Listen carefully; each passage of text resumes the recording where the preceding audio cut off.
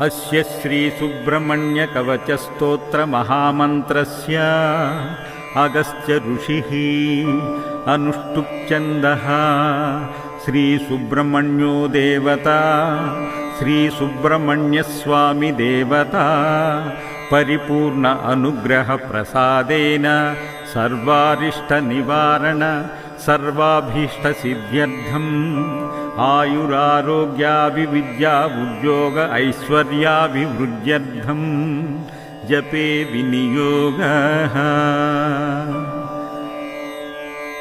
करन्यासम् अंगन्यासम्। ओम वं अंगुष्ठाभ्यां नमः। ओम चं तर्जनीभ्यां नमः।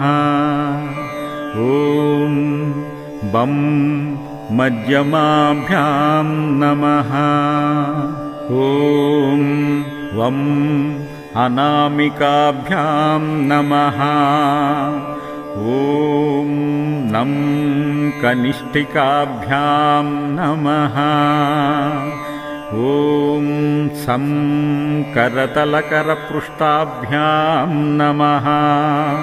ओम श्रीं फसुफट् दिग्बन्धः। अंगन्यासम्। ओम शिवसुब्रह्मण्याय नमः। ओम वं हृदयाय नमः। चं शिरसे स्वाहा। भं शिखाय वषट्। वं कवचाय हुं।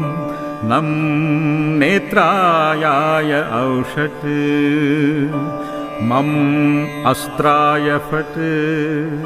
भूर्भुवस्सुवरो इति दिग्बन्धः। ध्यानम्।